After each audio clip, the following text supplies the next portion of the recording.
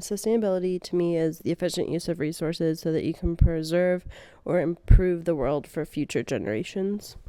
Sustainability is being able to maintain the rate of consumption for the long haul without depleting the resources to the point where they can't be used in the future. Sustainability is simplicity in its purest form.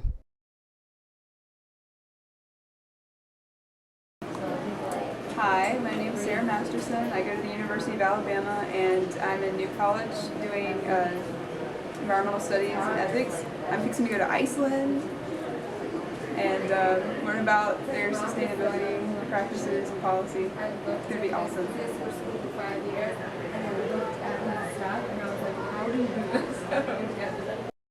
What is sustainability? That's a question plaguing many, actually, and it's one I sought to answer when I went to study abroad in Iceland during May of 2009. My name is Emily, and I'm a student of advertising at the University of Alabama. I'm very interested in environmental issues and all things that go with the green trend. With a dozen other college students and 2 instructors, I took a flight to Iceland to learn about the country's natural history, ecology, and culture, and how each affects the environment at large. My classmates and I stayed in an eco-village called Solheimar, while over half of the 100 residents are disabled. There, we learned about sustainable practices and how community plays a role in conserving resources. Solheimar runs mostly off of renewable energy. Like in many parts of Iceland, its water is heated by geothermal hot springs. Windmills and solar panels also provide electricity to the village. Residents at Solheimar enjoy rich lives. They make soaps, paint ceramics, and learn woodworking crafts while living among beautiful Icelandic scenery. At Solheimar, residents take part in growing tomatoes and peppers in greenhouses. Waste material is composted and used as fertilizer in the village's greenhouses to provide nutrients to the food grown there. You might be thinking that it's a bit ironic that so many people boarded a fuel-burning plane to learn how to reduce their impact on the planet. However, we spent 2 days planting over 6,000 trees with the Hekla Forest Project to offset our contribution to global warming. And this is a natural tree in Iceland too, and it forms like a big big shrubs. By planting trees in barren areas, our goal was to place root systems that would ultimately keep soil protected from wind erosion. Eventually, when the birch trees and the willows we planted grow, they will bring nitrogen into the soil and increase its fertility.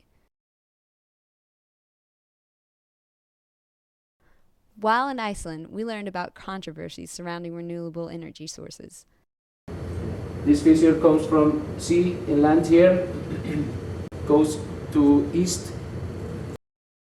We visited hydroelectric and geothermal power plants to witness how electricity is created, and discuss how many hydroelectric plants are destroying habitats and augmenting fish populations.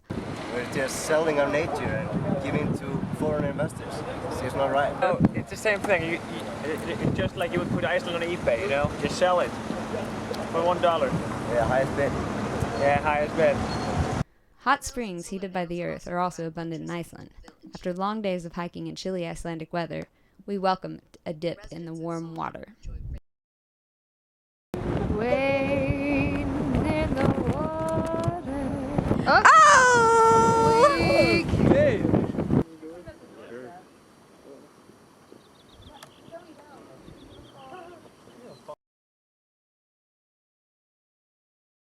We also stayed with a couple who were very resourceful in their building methods. Hannes is an architect who makes his own tools and relies on an old-school way of creating walls. Through a method known as turf building, Hannes makes the use of sod and dirt to create a sturdy foundation. We took a day to learn Hannes' craft and contributed to the walls of a barn Hannes and Christine restored. What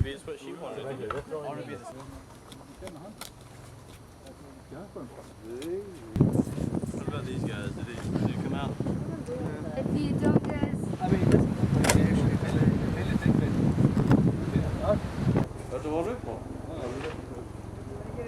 This is, in some sense, a lived tradition, in the sense that this is a living tradition in the memory of most Icelanders. Hannes and his wife Christine knew how to make a little bit go a long way. Hannes and Christine also incorporate recycled materials into the buildings they own. I think it's about 10 years that since Hannes tore down this barn in Reykjavik, horse barn, and in order to collect all the timber. And so we spent a few summers cleaning the timber, taking all the nails out and so on, and we have been storing it in this area over there. And so gradually we've been using all this timber. All of this building is from the used timber from the barn, and in this room everything is reused, so to speak. Every single thing in here is given to us or was to be thrown away. The ceiling up here is reused artwork. For the last few years there has been an economic boom which turned out to be a bubble, and people in Iceland thought they were very rich and they were renovating their houses, and everybody was putting marble tables in their kitchens. And you see here, this is the cut off from those tables, because they cut holes for the sinks and stoves and so on. So this is the cut off from that, and we are going to use these things for the floor.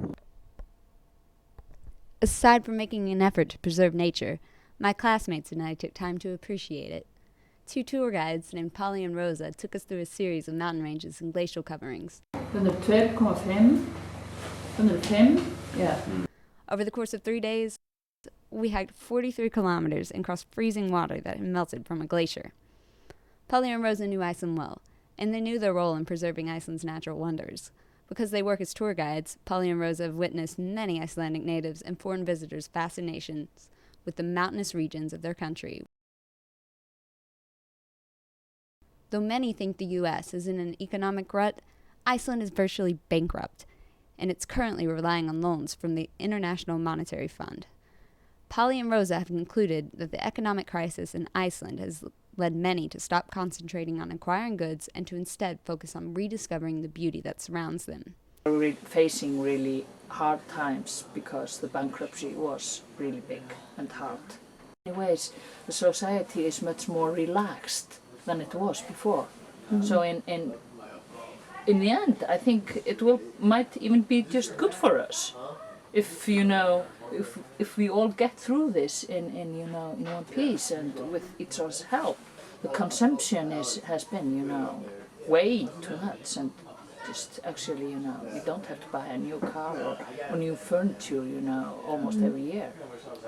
Ultimately, the Alabama and Iceland crew learned a good lesson about living more simply. For many days, we lived with little, a few changes of clothes and a sleeping bag, and we lived with the land. We were removed from shopping centers and experienced a concept known as voluntary simplicity firsthand.